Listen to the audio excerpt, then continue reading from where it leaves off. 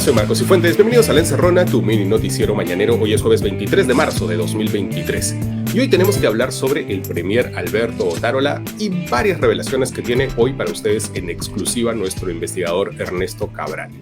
Para empezar, recordarán que hace un par de semanas el periodista Eloy Marchand de Hildebrand en sus 13 reveló varias omisiones del premier en su declaración jurada. Para empezar, había omitido hijos suyos. El señor tiene 5 hijos con 4 mujeres distintas, algo que por supuesto es asunto suyo personal, pero el problema es que igual los tienes que declarar para evitar conflictos de intereses, conflictos que existen, porque resulta que la tía de uno de esos hijos fantasma fue contratada como asesora personal nada menos que del actual ministro de Trabajo, Alfonso Adriansen, que es amiguísimo de Otárola. Eso se los contamos hace un mes y por eso la Fiscalía le abrió una investigación a Otárola y a Adriansen. Bueno, parece que va a tener que abrir otra. Ernesto Cabral detectó que el premier Otárola tampoco ha declarado a su sobrino Jorge Sandino Otárola Sotomayor. Y ustedes dirán, bueno, ¿tiene que declarar al sobrino? Sí, tiene que declarar al sobrino, es la ley. ¿Quién es este sobrino Jorge Otárola? Pues nada menos que un ex candidato de Avanza País al Consejo Regional de Ancash. El año pasado, un señor que ha incursionado en el sector de los juegos de azar. ¿Quién más está vinculado a los juegos de azar? Pues media familia Otárola. Para empezar, el propio premier Otárola ha sido asesor legal durante 20 años del así llamado rey de los casinos, Félix Rosenberg. Y hay más, porque hoy por hoy su hermana, María Rosana Otárola, es socia de Rosenberg en una offshore panameña. Todo eso lo reveló hace poco Hildebrand en sus 13. De hecho, allí también contaron que otros 2 hermanos de Otárola, Hugo y Roque, son empleados de Rosenberg. El caso de Roque Otárola es particular porque el señor tiene 80 años y ocupa el cargo de gerente de Carolina, una de las empresas textiles de Rosenberg. Bueno, habiendo recordado todo esto, volvamos al sobrino, Jorge Otárola. De acuerdo a los registros públicos, el sobrino del premier Otárola ha estado vinculado a por lo menos 4 empresas de tragamonedas. La primera es Amelic Inversiones, una compañía que fundó con su madre en marzo de 2015. Esta empresa opera la sala tragamonedas Casma Slot en Ancash, de acuerdo a la web de Mincetur. De igual forma, este mismo sobrino fundó con su hermana ese mismo año la empresa Dazo Recreativos, que también se dedica al rubro de tragamonedas. Además, este sobrino del premier ha sido gerente de inversiones Mustafa Slot, una compañía que opera la sala de juegos Habana Star en San Juan del Lurigancho. Y por último, en documentos oficiales del Poder Judicial, este señor ha figurado en el 2021 como abogado de El Dorado Casino, dueña de una sala de tragamonedas en Iquitos, en Loreto. ¿Por qué el premier no informó sobre su sobrino y sus inversiones en tragamonedas? Nos contactamos con la PCM y el premier, a través de su gente de prensa, nos dijo que su declaración jurada incluyó solo la información que conocía al momento en que la llenó, es decir, el año pasado, y que Jorge Sandino no ha sido socio de Otárola y Priale Abogados, su estudio de abogados. Ya, esto es por lo menos ocultar parte de la verdad, porque hay registro. En un reportaje de Ojo Público del año 2021, el propio Alberto Otárola, entrevistado allí, reconoció para empezar que Jorge Sandino es su familiar y que trabajaba con él. Ojo que este es un reportaje sobre casinos, sobre Rosenberg y sobre los vínculos del estudio de abogados de Otárola con los juegos de azar. No es un reportaje sobre el clima, ¿ya? Es un reportaje sobre casinos y tragamonedas, sobre sus acciones legales. Así que el premier de todas maneras sabe de los vínculos de su sobrino con ese mundo. Ha discutido esos vínculos con los periodistas. Pero además, este sobrino Jorge figura, por lo menos desde el año 2018, como apoderado de empresas extranjeras junto a la esposa del premier Otárola. Está en los registros públicos. Y la esposa de Otárola, la señora Ana Priale, también es miembro del estudio legal del premier. O sea que el premier no sabe que su esposa y su sobrino son socios entre sí, esposa y sobrino que además trabajan para él en su estudio. De hecho, el sobrino fantasma, Jorge Otárola, junto a otra sobrina del premier, Gisela Milagros Otárola Almandós, que también trabajaba para el estudio del premier, ellos 2 fueron los responsables de 5 acciones de amparo que buscaban anular la aplicación del impuesto selectivo al consumo a las empresas de juegos de azar y máquinas tragamonedas. Estas demandas fueron presentadas en Ucayali, Loreto, Huánuco y Lima. Como ustedes sabrán, en general, los casinos y tragamonedas están asociados fuertemente al lavado de dinero. ¿Qué otro rubro se asocia a esta actividad? Pues el narcotráfico. Y por eso es, digamos, llamativo que alguien tan, pero tan vinculado a los juegos de azar como Otárola terminase como jefe de Vida entre mayo del 2014 y septiembre del 16. El paso de Otárola por De Vida fue importante para él. De hecho, la actual viceministra de Recursos Humanos para la Defensa, Ninosca Mosqueira Cornejo, viene de esas épocas. Ella fue asesora en gestión pública y secretaria general de Vida cuando Otárola era el jefe. El señor Otárola tiene algunos contactos buenos que vienen de esa época. Y sobre ese paso de Vida también hay una historia. Nuestros periodistas Ernesto Cabral y Jonathan Castro solicitaron por transparencia los informes de auditoría que realizó la Contraloría a la gestión de Otárola en De Vida. Hay un informe que de todos esos resalta el 004-2016. Y primero, un poco de contexto. El Perú y los Estados Unidos tienen un acuerdo operativo para el control de drogas y en ese contexto, durante años De Vida ha autorizado depósitos a favor de la Embajada de los Estados Unidos. Eso siempre ha pasado, hasta aquí todo bien y normal. El problema apareció en el 2016, cuando Alberto Otárola firmó 2 resoluciones que autorizaron un depósito total de 55 millones de soles a favor de la Embajada de los Estados Unidos en el marco de este acuerdo. Sin embargo, la Contraloría detectó que el depósito aprobado por Otárola se realizó sin regular las condiciones del uso del dinero y sin establecer parámetros para evaluar el avance de la ejecución del fondo. Es decir, según la Contraloría, como no se establecieron parámetros, De Vida no podía realizar el seguimiento a los fondos que transfirió a la embajada. Y voy a repetir por si no ha quedado claro. Cuando era jefe de la Agencia Antidrogas del Estado peruano, Otárola aprobó un depósito de 55 millones de soles a favor de la Embajada de los Estados Unidos. Un depósito cuestionado por la Contraloría porque no se puede saber para qué se usó. Entonces, hace unos días le preguntamos a Otárola, oye, ¿qué pasó aquí, amiguito? Y nos respondió a través de la oficina de prensa de la PCM que la transferencia de dinero logró articular el plan de erradicación de hoja de coca en dicho año. Además, Otárola resaltó que su desempeño siempre ha estado apegado a la transparencia y la rendición de cuentas. Eso nos dijo Otárola. Ya volvemos con los titulares de hoy aquí en La Encerrona.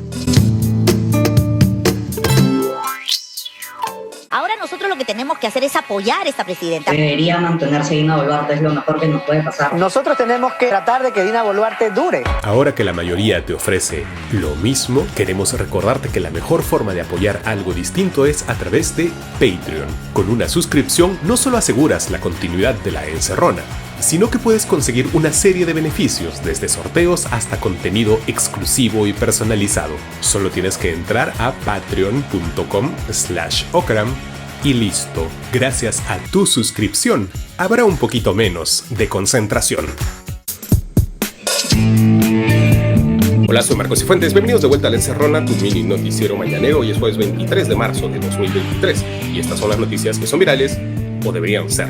Y ayer el Pleno del Congreso votó la denuncia constitucional contra los exministros castillistas, Betsy Chávez, Willy Huerta y Roberto Sánchez, a quienes se les acusa de presuntamente haber cometido los delitos de rebelión y conspiración como coautores del golpe de Estado del expresidente Pedro Castillo. Los 3 van a ser acusados constitucionalmente, pero en el caso de Betsy Chávez, además, ella será suspendida del Congreso mientras dure la investigación. Si saliera absuelta, por supuesto, se le reincorporaría.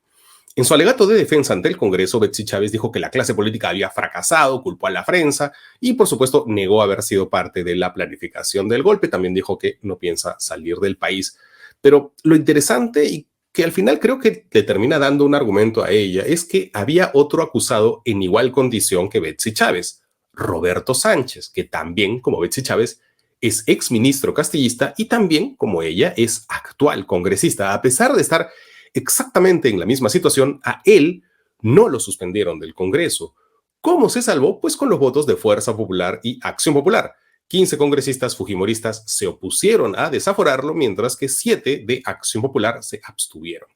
Fuentes legislativas de Martín Hidalgo coincidieron en señalar que la postura para salvar a Roberto Sánchez estaba decidida desde minutos antes de la votación y la razón de fondo era impedir que ingrese al Congreso la accesitaria Gaela Cari. ¿Quién es Gaela Cari? Es una abogada y activista trans, que es la accesitaria de Roberto Sánchez, es decir, quien hubiera ocupado su curul si a él lo sacaban del Congreso. Ese fue el criterio para salvar a un exministro castillista. lo que demuestra que aquí no hay ninguna preocupación por la democracia, ni siquiera por posturas ideológicas, sino el más puro y duro prejuicio. Básicamente se quiso evitar que el Perú tuviera su primera congresista trans. Están tan arruinados de la cabeza por sus prejuicios que prefieren sentarse al lado de alguien a quien ellos mismos están acusando de golpista que sentarse al lado de una persona trans. Esa es la única explicación, porque, repito, Roberto Sánchez y Betsy Chávez se encuentran exactamente en la misma situación, pero a una la sacan del Congreso y al otro no. Más del Congreso. Mientras Piura parece azotada por las 7 plagas, a la congresista de Fuerza Popular, Cruz María Zeta, no se le ocurrió mejor idea que cederle el espacio en un helicóptero destinado para atender a los damnificados a su hijo y a su enamorada. Según informó RPP Noticias, la joven, identificada como Karen Albán Flores, actual pareja del hijo de la congresista Maricruz Zeta, publicó en su Instagram fotografías posando de viaje muy feliz a bordo del helicóptero de ayuda humanitaria. Sobre esto, el presidente de la Junta de Vecinos de Miraflores en Piura, Jorge Pellón, señaló la indignación de su comunidad. Nosotros no le hemos pagado a la familia, hemos elegido a un congresista, no a la familia de la congresista. Por tanto, no hay ninguna razón en lo absoluto, y más aún, si se trata de un rescate, para que vaya el hijo y la enamorada en actitud social tomándose fotos en el helicóptero. No hay ninguna razón.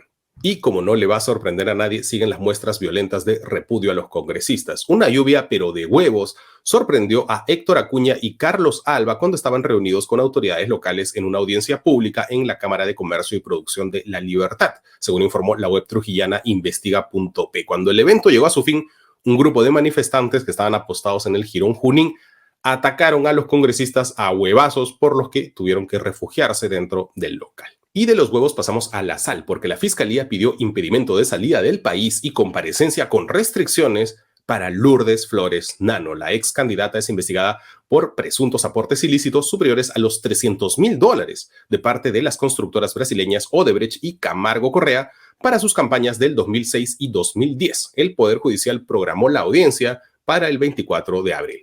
Y la noticia meme del día: el ex gobernador regional de Huánuco, Juan Manuel Alvarado, fue capturado por la Policía Nacional en Chimbote cuando estaba saliendo a comprar el pan. Alvarado se encontraba clandestino en una casa de la urbanización Amauta, en el distrito de Nuevo Chimbote, en el Santa, en Ancash.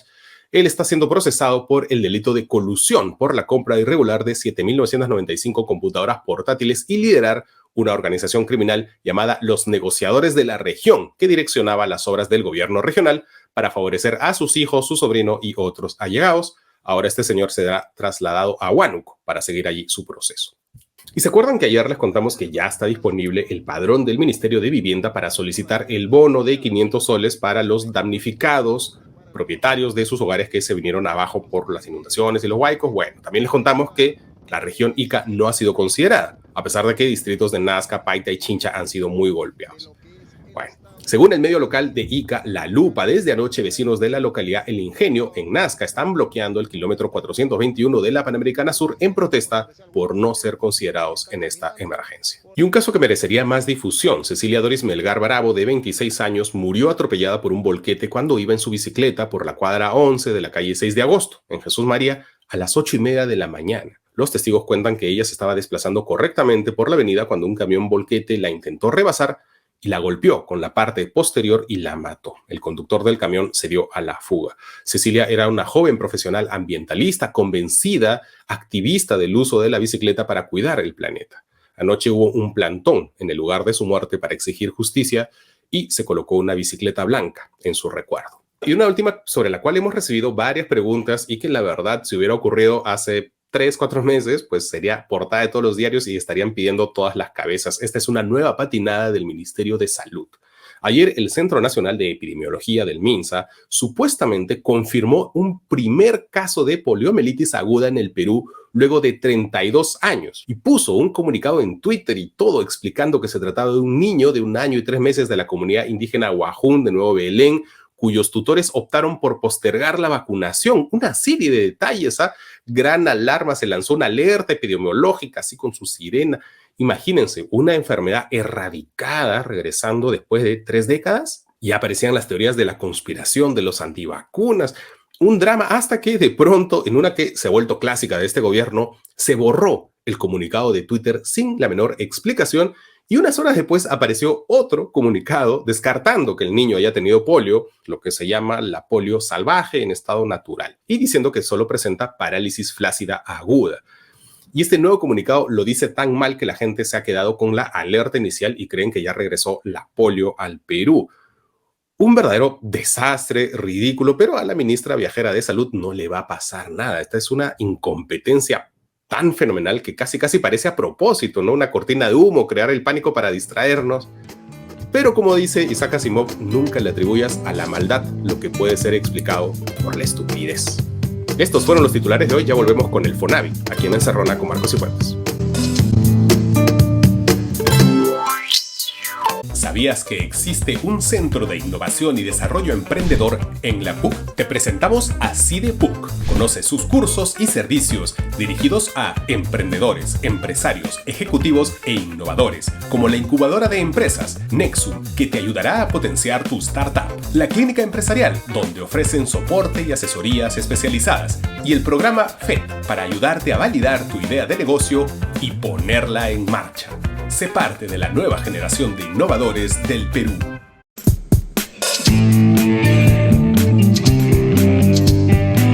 Bienvenidos de vuelta a La Encerrona, tu mini noticiero mañanero. Y el Fonavi ya se ha vuelto un tema clásico de debate nacional. Estamos hablando de 2 millones de personas que tienen años en la incertidumbre sin saber si van a tener un dinero que les corresponde o no. Anteayer, el Tribunal Constitucional tomó una decisión sobre la devolución de los aportes al Fonavi, pero honestamente, si tú leías la nota de prensa emitida por el tribunal o incluso la misma sentencia del tribunal, pues no entendías nada. Para entender qué ha pasado de la forma más sencilla posible, solo hay que tener en cuenta 2 cositas. Que aquí están en juego 2 leyes. La primera es una ley que se aprobó por referéndum en el año 2010, hace 13 años, seguro muchos ya ni se acuerdan, pero en las elecciones municipales y regionales de ese año había una casilla extra en la que te preguntaban si querías aprobar la ley 29625, titulada Proyecto de Ley de Devolución del Dinero del Fonavi a los trabajadores que contribuyeron al mismo. Y el 66% de todos los peruanos aprobaron esa ley por referéndum. Pero pasaron los años y esa ley nunca se hizo efectiva, nunca. Entonces aquí llegó, por supuesto, el Congreso para enredarlo todo. ¿Cuál Congreso? El Congreso breve, el de la pandemia, el que puso a Merino de presidente, ese Congreso. Ese Congreso aprobó una ley para garantizar el cumplimiento de la ley anterior. Esa ley enredada era la 31173 y era una ley que, como correspondía a ese Congreso, estaba muy mal hecha. Entonces, hasta aquí es lo que nosotros les podemos contar, pero nosotros no somos especialistas. Vamos a recurrir a un abogado. Pero antes de ir al abogado, tengan en cuenta esto. Entonces, hay 2 leyes, la aprobada por el referéndum en el 2010 y la otra, la que dio el Congreso hace un par de años en la pandemia. Para explicar es la sentencia que ha dado el tribunal esta semana, recurrimos al abogado y profesor universitario Daniel Raa Ortiz, asesor legal de la Asociación Nacional de Fonavistas. La primera pregunta es muy sencilla. ¿La sentencia del Tribunal Constitucional favorece o no a los fonavistas? Marco, la sentencia del Tribunal Constitucional es favorable a los fonavistas porque permite continuar la devolución ordenada por la ley 29625, que es la ley aprobada por referéndum en el año 2010 y que fue suspendida por la ley 31173 aprobada por el Congreso de la República anterior. Recordemos que la ley aprobada por referéndum es la que ordenaba que la devolución se realizara por el aporte que efectuaba cada fonavista, incluyendo los intereses legales correspondientes, lo cual ha sido confirmado por el Tribunal Constitucional en la sentencia publicada hace un par de días. Entonces, el TC ha tomado una decisión sobre la 31173, o sea, la ley que dio el Congreso. ¿Qué dice la sentencia? El Tribunal Constitucional ha resuelto que la ley 31173 es inconstitucional por varios motivos. El primero es que el Congreso aprobó esta norma sin ni siquiera evaluar la opinión técnica del Poder Ejecutivo ni de la comisión encargada de la devolución del Fonavi. Esto de manera contraria a lo ordenado por el Tribunal Constitucional en una sentencia del año 2017. El segundo motivo es que esta ley anulaba de manera retroactiva todos los pagos a cuenta efectuados a los fonavistas bajo la vigencia de las leyes anteriores. Recordemos que la Constitución prohíbe la aplicación retroactiva de normas, salvo en casos específicos como por ejemplo en materia penal, cuando favorezca un reo, situación que no estamos en el presente caso.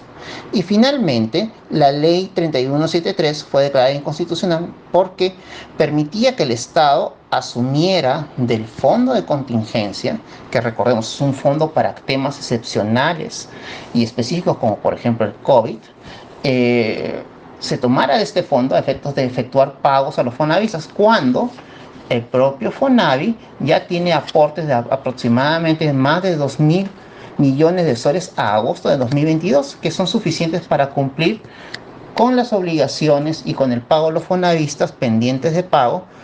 Y esto obviamente es contrario a la Constitución, debido a que el Congreso no puede crear gasto público. Muchas gracias a Daniel Raa Ortiz. Si conocen un fonavista, pásenle esta explicación.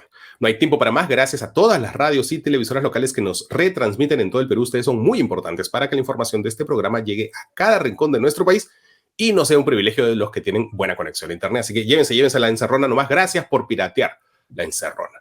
Y hoy es jueves de Guariques, y si están buscando un buen restaurante en Lima con comida del norte, hay un sitio especial para el equipo de la encerrona, Pueblo Viejo en Miraflores, restaurante de cocina tradicional chiclayana, que es increíble, que a mí me da cólera, porque el equipo limeño de la encerrona se va allí y luego me mandan fotos de lo que yo me estoy perdiendo y ellos están pidiendo.